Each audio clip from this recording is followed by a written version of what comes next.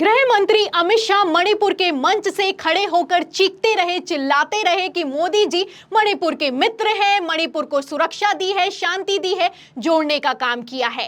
अमित शाह ने यह बयान भर दिया था कि पब्लिक ने बवाल कर दिया। आपको बता दें, एक तरफ गृह मंत्री अमित शाह मणिपुर में मंच से खड़े होकर अपना भाषण देते रहे, वहीं दूसरी तरफ सड़कों पर आगजनी की गई है, भयंकर बवाल किया गया है। बवाल तो इतना बढ़ गया कि आनन फानन में गृह मंत्री अमित शाह को मणिपुर से निकालना पड़ा है और अमित शाह को बाहर निकालने में सुरक्षा बलों के भी पसीने छूट गए हैं। तो मणिपुर में लोकसभा चुनाव के प्रचार के दौरान ऐसा क्या कह दिया है अमित शाह ने, पहले आप इस बयान को ध्यान से सुनिए। फिर मणिपुर में अमित शाह की हालत कितनी खराब हो गई, क्या खबर निकलकर सामने आई है, वो मैं आपको दिखाती हूँ। दिया एक वोट नॉर्थ ईस्ट के मित्र, मणिपुर के मित्र नरेंद्र मोदी को प्रधानमंत्री बनाने के लिए वोट जाने वाले। मोदी जी ने इस 10 साल के अंदर न केवल देश को समृद्ध बनाया, देश को सुरक्षित बनाने का काम भी नरेंद्र मोदी जी ने किया।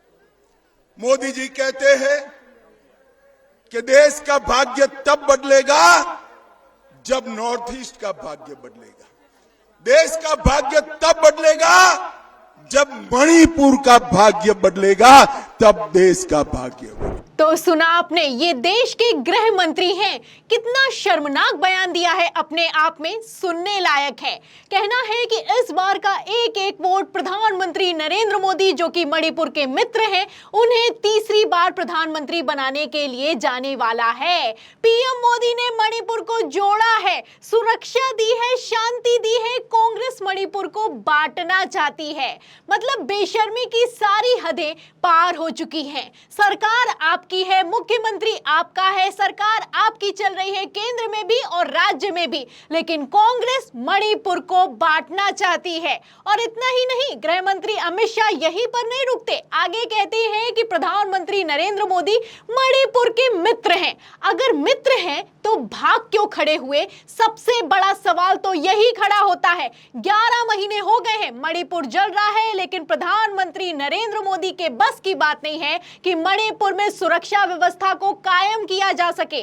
बातें तो की जाती है कि विश्व गुरु है, विश्व में इनका डंका बजता है, लेकिन एक अकेले छोटे से राज्य मणिपुर की सुरक्षा व्यवस्था तक को ये कायम नहीं कर रहे हैं। हालत तो ये हो चुकी है कि ये लोग मणिपुर से लोकसभा चुनाव 2024 में भाग खड़े हुए हैं। खबर आप देखिए न्यूज़ 24 की। देखिए, इसमें लिखा है कि मेघालय, मणिपुर, नागालैंड में बीजेपी नहीं उतारेगी अपने उम्मीदवार, बीजेपी इन राज्यों की रीजनल पार्टियों को अपना समर्थन देगी। तो रीजनल पार्टियों को समर्थन दिया जा रहा है। एक एक सीट के लिए अपना जी जान लगा देने वाली भारतीय जनता पार्टी मेघालय, मणिपुर और नागालैंड में अपना कोई प्रत्याशी ही नहीं उतार रही है। रीजनल पार्टियों को सपोर्ट किया जा रहा है और रीजनल पार्टियों को ही सपोर्ट करने के लिए जब गृह मंत्री अमित शाह मणिपुर पहुंचे हैं तो उनकी हालत खराब हो गई है। सड़कों पर भयंकर आगजनी की गई है, सुरक्षा बलों के पसीने छूट गए हैं। बड़ी मुश्किल से गृह मंत्री अमित शाह को मणिपुर से निकाला गया है। तो जो कल जब गृह मंत्री अमित शाह मणिपुर पहुंचे तो क्या कुछ हुआ,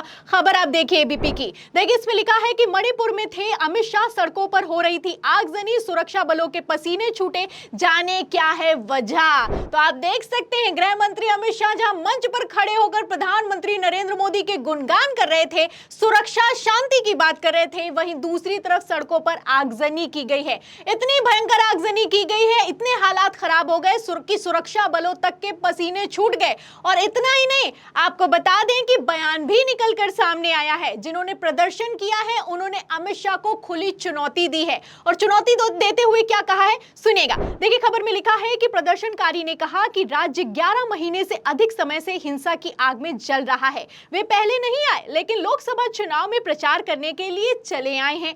प्रदर्शनकारी ने कहा है कि शाह की यात्रा का स्वागत करने का कोई कारण नहीं है, क्योंकि ऐसा माना जा रहा है कि यह चुनावी उद्देश्यों के लिए है, ना कि वर्तमान संकट को संबोधित करने के लिए। तो चुनावी मुद्दों के लिए की जा रही है, लोकसभा चुनाव के लिए की जा रही है ये यात्रा, ये दौरा। उन्हें बिल्कुल फर्क नहीं पड़ता है कि मणिपुर के लोग जी रहे हैं या फिर कि मर गए हैं। ये लोग सिर्फ अपने उद्देश्यों को साधने के लिए यहां पर आ रहे हैं, इसलिए इनका स्वागत नहीं होगा, उल्टा द्वारा भगाया जाएगा। तो कैसे भगाया गया है और सुरक्षा बलों ने क्या किया है वो भी सुनिएगा। देखिए खबर में आगे लिखा है कि सुरक्षा बलों ने हल्का बल प्रयोग कर किया प्रदर्शन को काबू। हालांकि केंद्रीय गृह मंत्री के दौरे को केंद्र का पूरे क्षेत्र में चाक चौबंद सुरक्षा व्यवस्था की गई थी। प्रदर्शनकारी महिलाओं को संभालने के लिए सुरक्षा बलों ने हल्का बल प्रयोग कर पूरे क्षेत्र में हालात को भी संभाल लिया। किसी अप्रिय घटना की सूचना नहीं मिली है। तो गृह मंत्री अमित शाह को मणिपुर से निकालने के लिए सुरक्षा बलों की कितनी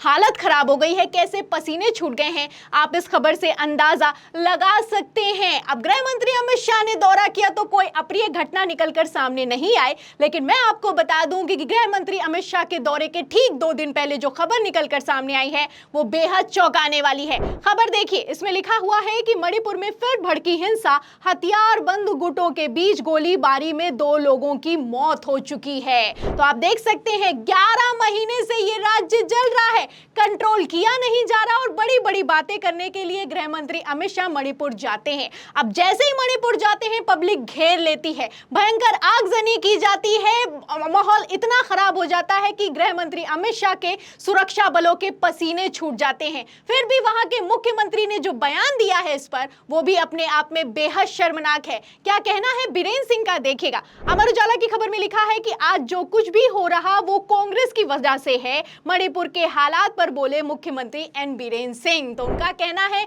कि जो कुछ भी हो रहा है वो कांग्रेस की वजह से हो रहा है। अगर कांग्रेस की वजह से हो रहा है तो आप मुख्यमंत्री क्यों बनकर बैठे हैं, इस्तीफा क्यों नहीं दे देते, सवाल खड़ा होता है। बातें तो बड़ी बड़ी की जा रही हैं, लेकिन मणिपुर के क्या हालात हैं आप खबरों से अंदाजा लगा सकते हैं। एक तरफ बयान निकलकर सामने आया है, दूसरी तरफ कांग्रेस ने तगड़ा जवाब दिया है। मोदी जी बार बार तमिलनाडु जाते हैं, बार बार केरल जाते हैं, पर उनको हिम्मत नहीं है मणिपुर जाने की। आज भी गृह मंत्री गए हैं मणिपुर, पर प्रधानमंत्री 1 साल हो गए हैं। प्रधानमंत्री मणिपुर पर उन्होंने अपनी चुप्पी नहीं तोड़ी है। मणिपुर के मुख्यमंत्री से उनकी बात नहीं हुई है, मणिपुर के राजनीतिक दलों से कोई बैठक नहीं हुई है। तो आप देख सकते हैं कि कैसे कांग्रेस नेता जयराम रमेश ने बखिया उधेड़ कर रख दी है। कहना है कि 1 साल से ज्यादा का समय हो चुका है, लेकिन प्रधानमंत्री नरेंद्र मोदी में इतनी हिम्मत नहीं है कि वो मणिपुर का दौरा कर लें। 1 साल से ज्यादा का समय हो चुका है, वहां पर ना दौरा किया है, उल्टा चुप्पी साध रखी है। अब तो हालात आप देख सकते हैं कि किस तरीके से ये लोग सवालों तक से भाग खड़े हुए हैं। उल्टा सोने पर सुहागा तो ये हुआ है कि गृह मंत्री अमित शाह जब मणिपुर का दौरा करते हैं तो मन से खड़े होकर कहते हैं कि प्रधानमंत्री नरेंद्र मोदी ने मणिपुर को सुरक्षा दी है और इसी सुरक्षा के नाम पर वोट दिए जाने चाहिए। अब कितनी सुरक्षा दे दी गई होगी इसका अंदाजा आप इस बात से लगा सकते हैं कि ये वही मणिपुर है जहां पर महिलाओं को निर्वस्त्र करके सड़कों पर घुमाया जाता है, सामूहिक बलात्कार किया जाता है और देश का गृह मंत्री मन से खड़ा होकर कहता है कि हमने सुरक्षा दी है इसलिए मोदी जी को वोट दीजिए। तो कितनी सुरक्षा दे दी होगी इसका अंदाजा आप इस बात से लगा सकते हैं कि गृह मंत्री अमित शाह तक मणिपुर में सुरक्षित महसूस नहीं कर रहे हैं। बातें तो बड़ी बड़ी की जाती हैं, लेकिन जमीनी हकीकत कितनी खोखली है आप खबरों से अंदाजा लगा सकते हैं। अभी तो नागालैंड, मणिपुर और मेघालय से भागे हैं। अब यह देखना होगा कि क्या देश से भागने का भी समय नजदीक आ गया है। क्या 2024 लोकसभा चुनाव भारतीय जनता पार्टी के ताबूत की आखिरी कील साबित होगा? आपको क्या लगता है इस खबर पर और प्रधानमंत्री नरेंद्र मोदी के मणिपुर ना जाने पर और गृह मंत्री अमित शाह के बयान पर? जो भी आपकी राय है हमें कमेंट बॉक्स में जरूर लिखें। वीडियो को ज्यादा से ज्यादा शेयर करें, सब्सक्राइब बटन दबाएं, हमारे चैनल को लाइक करें, ज्वाइन करें। फिर मिलती हूं अगली खबर के साथ, तब तक के लिए धन्यवाद।